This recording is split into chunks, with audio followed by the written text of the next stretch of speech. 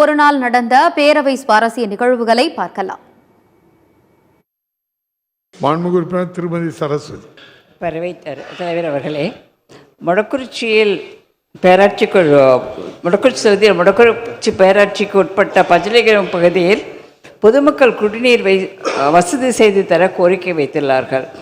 ஆகவே அங்கு 60,000 கொள்ளளவு குடிநீர் மேல்நிலை தொட்டியை அமைத்து போதுமான அளவு குடிநீர் வசதி ஏற்படுத்தி தர நடவடிக்கை எடுக்க வேண்டுமாய் தலைவர் அவர்களை கேட்டுக்கொள்கிறேன். மாண்புமிகு அமைச்சர் அவர்கள்.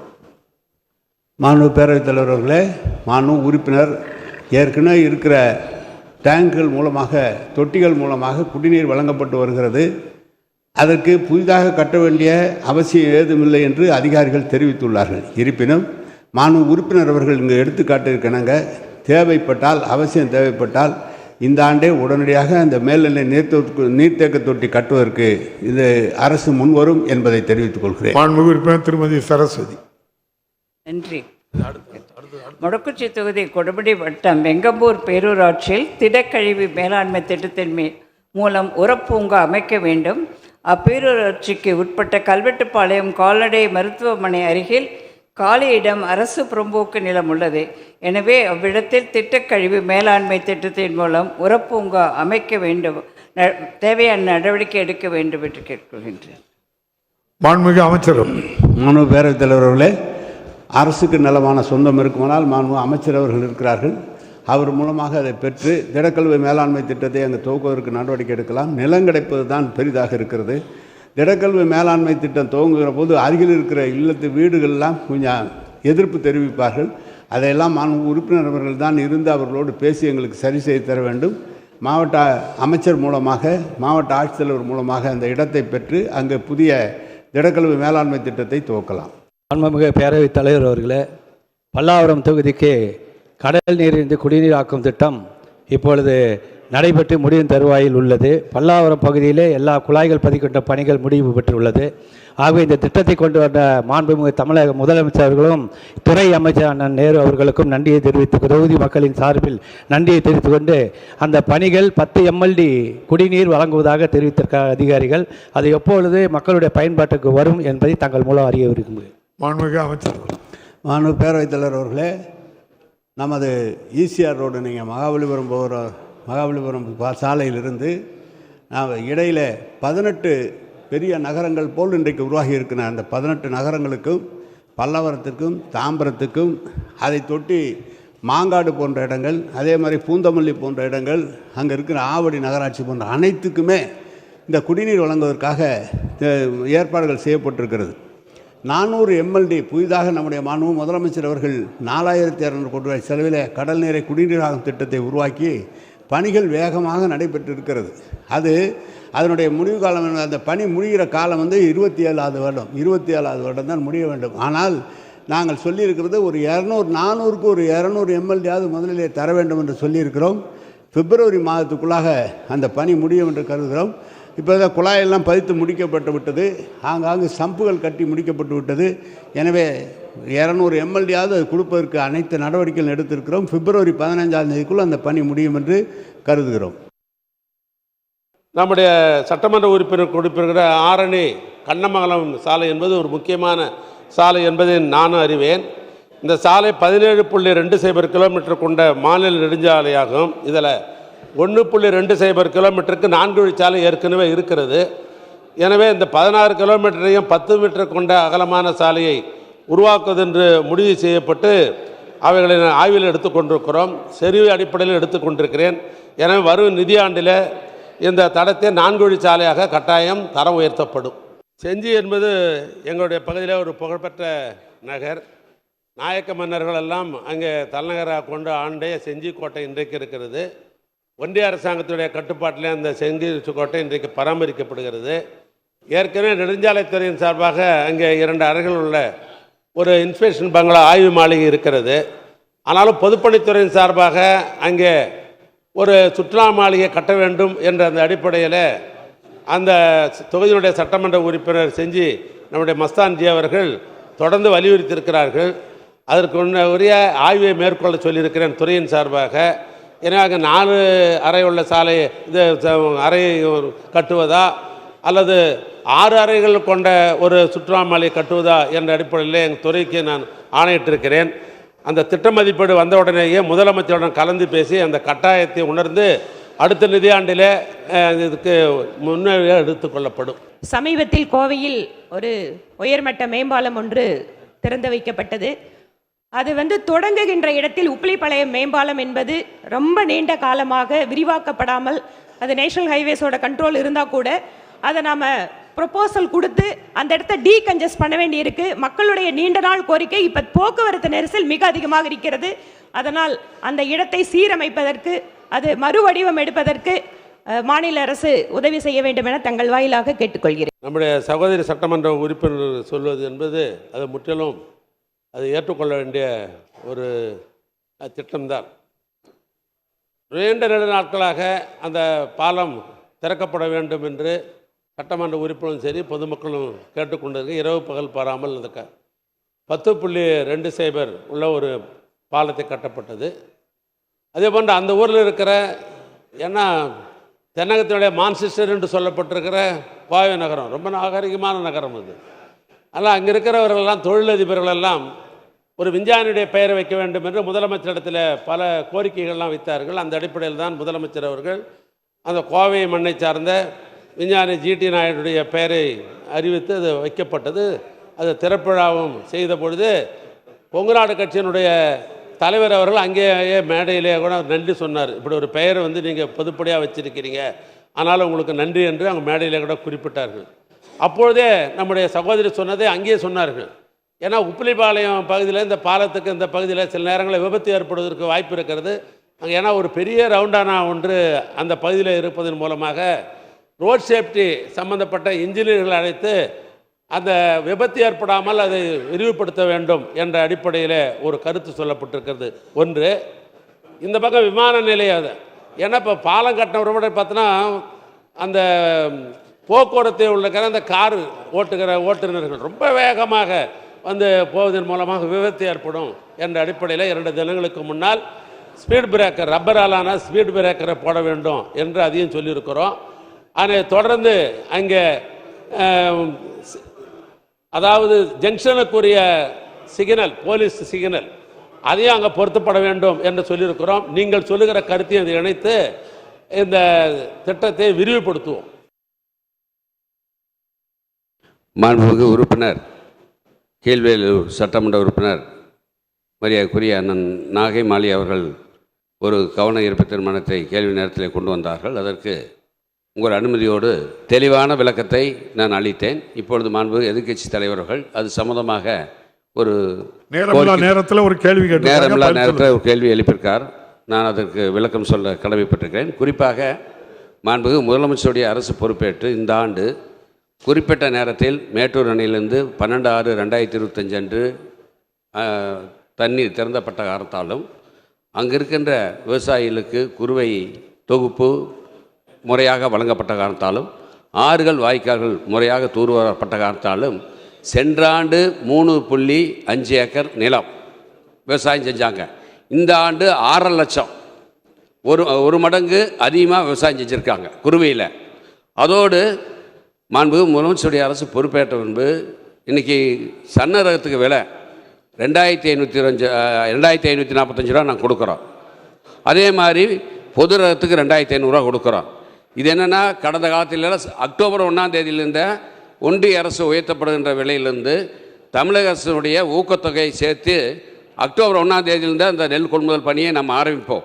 மாண்புமிகு முதலமைச்சர் அவர்கள் டெல்லியில் இருக்கின்ற ஒன்றிய பிரதம மந்திரிக்கு கடந்த 4 ஆண்டுகளுக்கு முன்பாகவே கடிதம் எழுதி அக்டோபருக்கு பதிலாக செப்டம்பர் 1ஆம் தேதியே அதை கொள்முதல் செய்வதற்கு தமிழக அரசுக்கு அனுமதி தர வேண்டும் என்று கேட்டதன் அடிப்படையில் ஒன்றிய அரசு அனுமதி கொடுத்து 4 ஆண்டு காலமாக செப்டம்பர் 1ஆம் தேதியை ஏன்னா மழை வந்துருங்கிறதுக்காக முன்கூட்டியே கொள்முதல் செய்யணும்னு சொல்லி செப்டம்பர் 1ஆம் தேதியிலேருந்து நாங்கள் கொள்முதல் செஞ்சுட்ருக்கிறோம். நீங்கள் என்ன சொல்கிறீங்கன்னா இப்போ நாங்கள் எங்களுடைய ஆட்சி காலத்தில் 1000 மூட்டை வாங்கினோம், நீங்கள் 600 மூட்டை வாங்குறீங்கன்னு சொல்கிறீங்க. அப்படியெல்லாம் இல்லை. மாண்புமிகு முதலமைச்சர்கள் கடந்த 2/10/2025 அன்று இது சம்பந்தமாக காணொலி வாயிலாக வேளாண் உழவர் நலத்துறை அமைச்சர் நான் தொழில்துறை அமைச்சர், எங்களுடைய துறையின் செயலாளர், மேலாண்மை இயக்குனர், அதே மாதிரி சிவில் சப்ளை கமிஷனர், டெல்டா மாவட்ட ஆட்சித்தலைவரோடு ஒரு ஆய்வுக் கூட்டத்தை காணொலி வாயிலாக கூட்டத்தை நடத்தி உடனடியாக டெல்டா மாவட்டங்களிலே விளைகின்ற நெல்லை கொள்முதல் செய்ய வேண்டும்.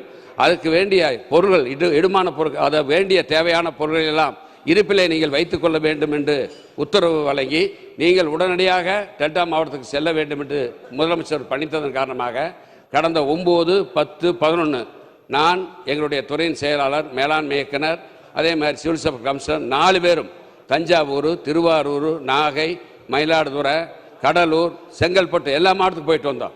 எல்லா மாவட்டத்திலே மாவட்ட ஆட்சித்தலைவர், விவசாய சங்க பிரதிநிதிகள், மக்கள் பிரதிநிதிகளோடு ஆய்வுக் கூட்டத்தை நடத்திவிட்டு வந்தோம். அப்போ அங்கே சொன்னாங்க லாரிகள் 10 சொன்னாங்க. 4000 லாரி அது இல்லாமல் ரயில் மூலமாக கடந்த காலத்தில் 4, 5 ரயில் மூலமாக வேகன் மூலமாக தான் நெல்கள் வெளி மாவட்டத்துக்கு கொண்டு செல்லப்பட்டது. இப்பொழுது 9, 10 வேகன் மூலமாக ரயில்களில் இந்த நெல் கொண்டு செல்லப்படுகிறது. இப்பொழுது கூட நமது தலைமைச் செயலாளர் அவர்கள் மதுரை ரயில்வே மேலாளத்தில் பேசி இது கூடுதலாக இன்னும் ரயில்வே வேகன்கள் கொடுக்க வேண்டும் என்று கடிதம் எழுதியிருக்கிறார், தொலைபேசியில் பேசியிருக்கார். அவர்களும் விரைவில் தருவதாக ஒப்புக்கொண்டிருக்கார்கள். இப்பொழுது 1000 மூட்டை தினந்தோறும் வாங்கப்படுகிறது. அங்கே சென்ற சமயத்தில் அவங்க என்ன சொன்னாங்கன்னா, மாலை 6 மணியோடு நிறுத்திடுறாங்க, இரவு 8 மணி வரைக்கும் வாங்கணும்னு சொன்னாங்க. அதுக்கும் உத்தரவு வழங்கப்பட்டிருக்கு. நீங்கள் கேட்டுங்க, டெல்டா மாவட்டத்தில் உங்கள் எம்எல்ஏக்கள்லாம் கேட்டுங்க. 2025ஆம் ஆண்டு தமிழ்நாடு சம்பளங்கள் வழங்கல் திருத்த சட்ட முன்வடிவு சட்டமன்ற பேரவை சட்ட முன்வடிவு எண் 27/2025 ஆய்வுக்கு எடுத்துக்கொள்ள வேண்டும் என்று கோருகிறேன். மாண்புமிகு நீர்வளத்துறை அமைச்சர்களின் தீர்மானம் பேரவையின் முடிவு கூடப்படுகிறது. ஏற்போர் ஆம் என்க, மறுப்போர் இல்லை என்க. ஏற்போரை அதிகம் என்று கருதுகிறேன். ஏற்போரை அதிகம். தீர்மானம் நிறைவேறியது. சட்ட முன்வடிவு பிரிவு வாரியாக ஆய்வுக்கு எடுத்துக்கொள்ளப்படுகிறது. தீர்மானம் நிறைவேறியது. மாண்புமிகு நீர்வளத்துறை அமைச்சர் அவர்கள். மேற்படி சட்ட முன்வடிவு நிறைவேற்று பெற வேண்டும் என கோருகிறேன். மாண்புமிகு நீர்வளத்துறை அமைச்சர்களின் தீர்மானம் பேரவையின் முடிவு கூடப்படுகிறது. ஏற்போர் ஆம் என்க, மறுப்போர் இல்லை என்க. ஏற்போரை அதிகம் என்று கருதுகிறேன். ஏற்போரை அதிகம். தீர்மானம் நிறைவேறியது. சட்ட முன்வடிவு ஏற்கப்பட்டது. மாண்புமிகு நீர்வளத்துறை அமைச்சர். மாண்புமிகு பேரவைத் தலைவர்களே, 2025ஆம் ஆண்டு தமிழ்நாடு நீக்கரவு செய்தல் சட்ட முன்வடிவு சட்டமன்ற பேரவை சட்ட முன்வடிவு எண் 30/2025 ஆய்வுக்கு எடுத்துக்கொள்ள பெற வேண்டும் என்று கோருகிறேன். மாண்புமிகு நீர்வளத்துறை அமைச்சர்களின் தீர்மானம் பேரவையின் முடிவு கூடப்படுகிறது. ஏற்போர் ஆம் என்க, மறுப்போர் இல்லை என்க. ஏற்போரை அதிகம் என்று கருதுகிறேன். ஏற்போரை அதிகம். தீர்மானம் நிறைவேறியது. சட்ட முன்வடிவு பிரிவு வாரியாக ஆய்வுக்கு எடுத்துக் கொள்ளப்படுகிறது. மாண்புமிகு பேரவைத் தலைவர் அவர்களே, தமிழ்நாட்டில் கோல்டிப் இருமல் மருந்தை தடை செய்ய வேண்டியதன் அவசியம் குறித்து இந்த மன்றத்தில் 23 மன்ற உறுப்பினர்கள் அரசின் கவனத்தை ஈர்த்திருக்கிறார்கள். இந்த பொருள் சம்பந்தமான விரிவான அறிக்கை ஏற்கனவே தரப்பட்டிருக்கிறது என்றாலும் பேசியவர்களுடைய கருத்துக்களின் அடிப்படையில் என்னுடைய பதிலை தெரிவிப்பது கடமை என்று நான் கருதுகிறேன். மாண்புமிகு எதிர்க்கட்சியின் துணைத் தலைவர் கொஞ்சம் கூடுதலாக அதை கவனிக்கணும். மத்திய பிரதேசத்து மாநிலத்தின் துணை முதல்வர் அமைச்சர்கள் பற்றியெல்லாம் பெருமையோடு எடுத்து சொன்னார். அவர் சொல்லும்போது சொன்ன செய்தியை இப்போ இங்கே கவனிக்கணும். என்னென்னா, மத்திய பிரதேசத்தில் இந்த மாதிரியான பாதிப்பு ஏற்பட்டிருக்குன்னு சொல்கிறதுக்கு அங்கிருந்து யாரும் இங்கே இருக்கிற ட்ரக் கண்ட்ரோலருக்கோ இல்லை ஹெல்த் செக்ரட்டரிக்கோ இல்லை சம்மந்தப்பட்ட துறை அலுவலர்களுக்கோ ஃபோன் பண்ணல, நேரடியாக சொல்லலை.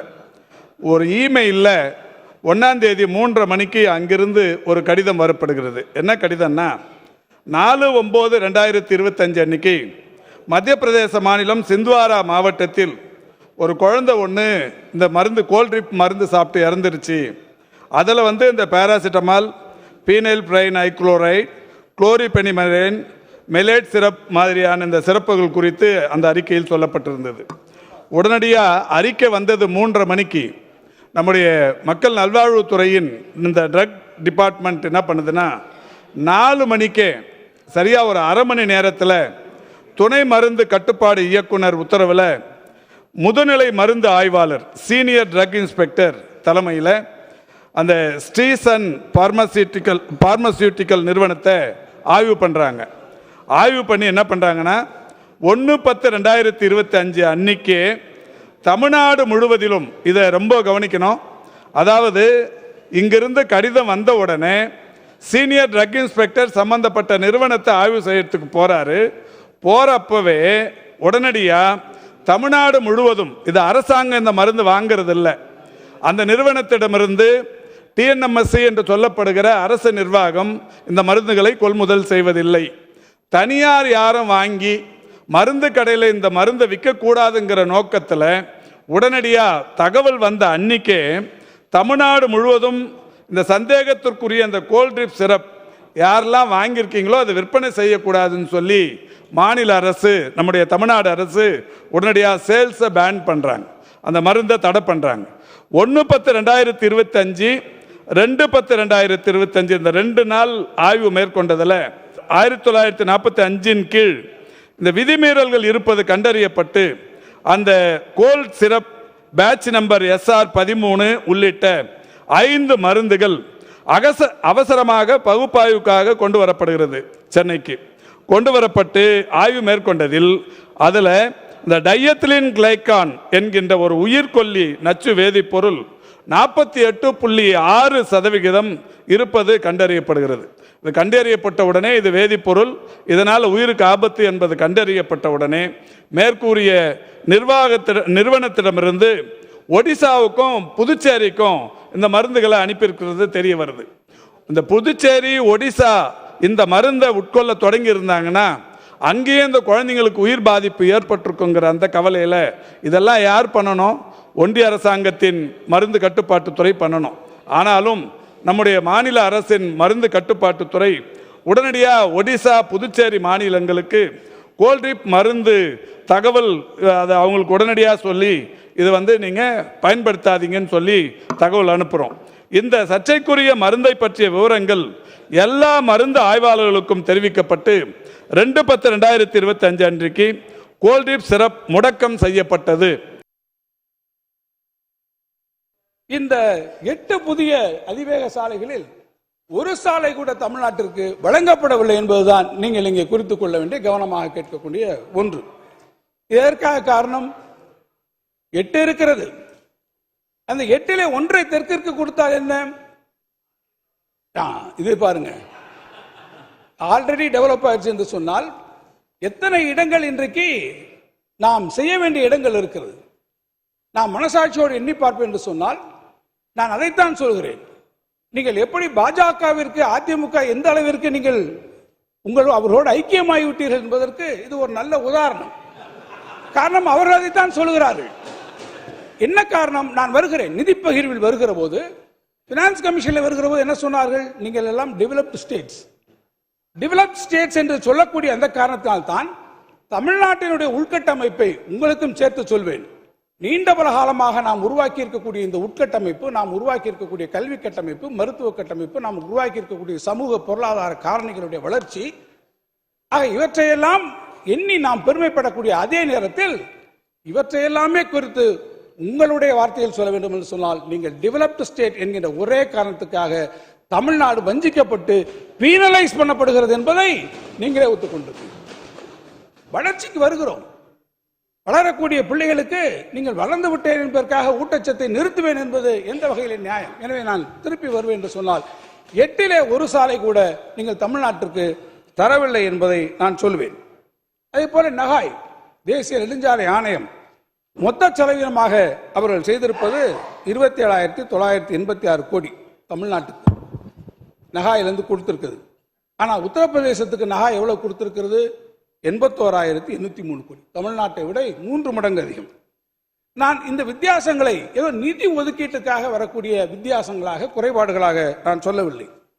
இது 2 மாநிலங்களுக்கு இடையே இருக்கக்கூடிய ஒரு அப்பட்டமான அரசியல் பாகுபாடு என்பது நான் குற்றஞ்சாட்ட விரும்புகிறேன். அதன் காரணமாக இந்தியா ஒரு கூட்டாட்சி அமைப்பாக இருக்க வேண்டும் என்று சொன்னால் இந்திய நாட்டில் இருக்கக்கூடிய அனைத்து மாநிலங்களும் சமமாக பார்க்கப்பட வேண்டும். ஆனால் தமிழ்நாட்டிற்கு கூடிய அந்த நியாயமான பங்கும் வளர்ச்சிக்கான உரிமையும் திட்டமிட்டவாறு மறுக்கப்படுகிறது, புறக்கணிக்கப்படுகிறது என்பதுதான் என்னுடைய வாதமாகும். கோயம்புத்தூர் கரூர், கோயம்புத்தூர் கோபிச்செட்டிப்பாளையம், பவானி சேலம், மதுரை வேலூர், இனாம்குளத்தூர் போன்றிருக்கக்கூடிய முக்கியமான பாதைகளுக்கு அனுமதியினை கேட்டு நம்முடைய மாண்புமிகு முதலமைச்சர்கள் பல நேரங்களிலே வலியுறுத்தி இருக்கிறார்கள். ஒன்றிற்கு கூட ஒன்றிய அரசு இதுவரை ஒப்புதல் அளிக்கவில்லை. இதன் வாயிலாக பல மாவட்டங்களிலே இந்த ரயில்வே இணைப்புகள் கிடைக்காமல் விலகி இருக்கக்கூடிய காரணத்தால் அந்த மாவட்டங்களுடைய வணிகம், அந்த மாவட்டங்களுடைய தொழில் வளர்ச்சி பெருமளவிலே பாதிக்கப்பட்டிருக்கிறது.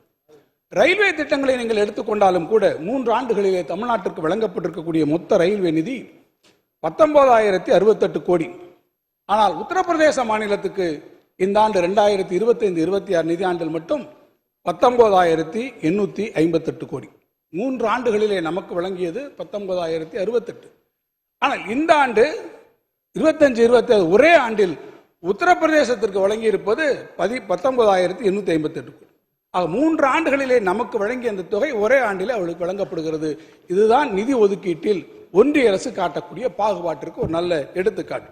சூரத்திலே மெட்ரோ ரயில் திட்டம் நடைமுறைப்பட்டு வருகிறது. மாநிலத்திலே இத்தனை மாநிலங்களிலே மாநிலத்தினுடைய தலைநகர் தாண்டி இருக்கக்கூடிய இடங்களிலும் மெட்ரோ ரயில் திட்டம் செயல்பட்டு வருகிறது. ஆனால் இவற்றையெல்லாம் பார்க்கிற போதுதான் தமிழ்நாட்டிற்கு மட்டும் ஏன் இந்த ஓரவஞ்சனை என்ற கேள்வி எழுவதை என்னால் தவிர்க்க முடியவில்லை. கோவை மாநகரத்திற்கு கேட்டோம். கோவை மாநகரம் ஒரு தொழில் வளமிக்க ஒரு பகுதி, நீங்கள் அறிவீர்கள். அந்த கோவை மாநகரத்தை நீங்கள் புறக்கணித்திருக்கிறீர்கள். நீங்கள் மெட்ரோ ரயிலை தருவதற்கு மறுக்கிறீர்களே. நான் கேட்க விரும்புகிறேன், உங்களோடு இன்றைக்கு இணக்கமாக கூட்டணியில் இருக்கிறாரே மதுரையிலிருந்து அண்ணன் செல்லூர் ராஜ் அவர்கள் சினம் கொள்ள மாட்டாரா? இதோ இருக்கிறாரே நம்முடைய உதயகுமார் அவர்கள், இதை கேட்டவர் உதயகுமார் மனம் உடைந்து போக மாட்டாரா?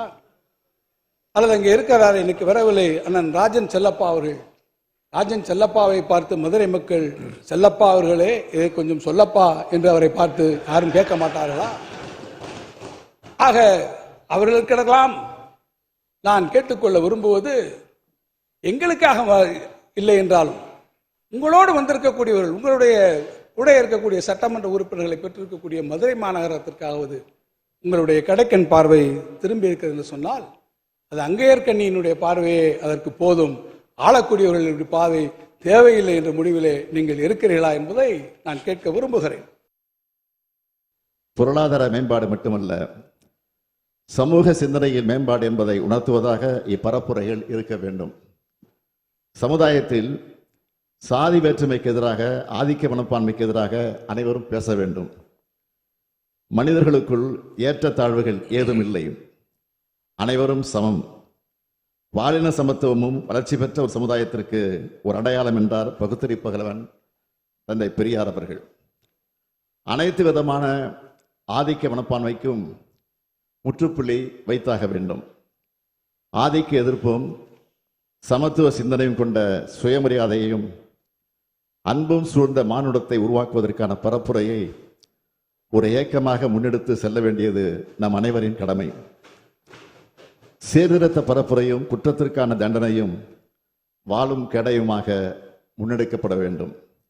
இது குறித்து தேவையான பரிந்துரைகள் அளிப்பதற்காக ஓய்வு பெற்ற உயர்நீதிமன்ற நீதிபதி திரு KN பாஷா அவர்கள் தலைமையில் சட்ட வல்லுநர்கள், முற்போக்கு சிந்தனையாளர்கள், மானுடவியல் அறிஞர்களை கொண்ட ஒரு ஆணையம் அமைக்கப்படும் என்பதை என்னுடைய முக்கியமான அறிவிப்பாக இம்மாமன்றத்தில் அறிவிக்கிறேன்.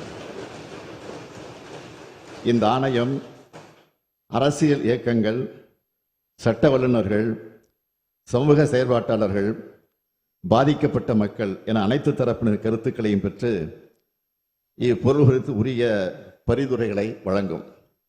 அதன் அடிப்படையில் தமிழ்நாடு அரசு ஆணவ படுகொலை தடுக்கும் நோக்கில் உரிய சட்டமேற்ற தேவையான நடவடிக்கைகள் எடுக்கும் என்று உறுதியளித்து அமைகிறேன். விவாதம் முடியும். இன்றைய முதலமைச்சர் எதிர்க்கட்சி தலைவராக இருக்கின்ற பொழுது சுமார் 525 அறிவிப்புகள் வெளியிட்டார். அப்படி அறிவிப்பு வெளியிட்ட பிறகு சுமார் 10% அறிவிப்புகள் நிறைவேற்றவில்லை. எல்லாத்துக்கும் அல்வா கொடுத்துட்டாரு. இப்ப இந்த உருட்டுக்கடை அல்வா நீங்க பிரிச்சு படிச்சு பாருங்க, எப்படி டேஸ்டா இருக்குதா எப்படி பார்த்து சொல்லுங்க. 2025ஆம் ஆண்டு தமிழ்நாடு மின் நுகர்வு அல்லது விற்பனை மீதான வரி திருத்த சட்ட முன்வடிவு சட்டமன்ற பேரவை சட்ட முன்வடிவு எண் 39/2025 மாண்புமிகு போக்குவரத்து மற்றும் மின்துறை அமைச்சர். 2025ஆம் ஆண்டு தமிழ்நாடு மின் நுகர்வு அல்லது விற்பனை மீதான வரி திருத்த சட்ட முன்வடிவு சட்டமன்ற பேரவை சட்ட முன்வடிவு எண் 33/2025 ஆய்வுக்கு எடுத்துக்கொள்ளப்பட வேண்டும் என கோருகிறேன். மாண்புமிகு போக்குவரத்து மற்றும் மின்துறை அமைச்சர் அவர்களின் தீர்மானம் பேரவையின் முடிவுக்கு விடப்படுகிறது. ஏற்போர் ஆம் என்க, மறுப்போர் இல்லை என்க. ஏற்போரை அதிகம் என்று கருதுகிறேன். ஏற்போரை அதிகம். தீர்மானம் நிறைவேறியது. சட்ட முன்வடிவு பிரிவு வாரியாக ஆய்வுக்கு எடுத்துக் கொள்ளப்படுகிறது. பிரிவுகள் 2 முதல் 6 வரை திருத்தங்கள் இல்லை. பிரிவுகள் 2 முதல் 6 வரை சட்ட முன்வடிவின் பகுதியாக இருக்க வேண்டும் எனும் தீர்மானம் பேரவையின் முடிவுக்கு விடப்படுகிறது. ஏற்போர் ஆம் என்க, மறுப்போர் இல்லை என்க. ஏற்போரை அதிகம் என்று கருதுகிறேன். ஏற்போரை அதிகம். தீர்மானம் நிறைவேறியது. பிரிவு 1 முகப்புரை நெடுந்தலைப்பு ஆகியவை சட்ட முன்னோடியின் பகுதியாக இருக்க வேண்டும் எனும் தீர்மானம் பேரவையின் முடிவுக்கு விடப்படுகிறது. ஏற்போர் ஆம் என்க, மறுப்போர் இல்லை என்க. ஏற்போரை அதிகம் என்று கருதுகிறேன். ஏற்போரை அதிகம். தீர்மானம் நிறைவேறியது. மாண்புமிகு போக்குவரத்து மற்றும் மின்துறை அமைச்சர் அவர்கள் மேற்படி சட்ட முன்வடிவு நிறைவேற்றப்பெற வேண்டும் என கோருகிறேன்.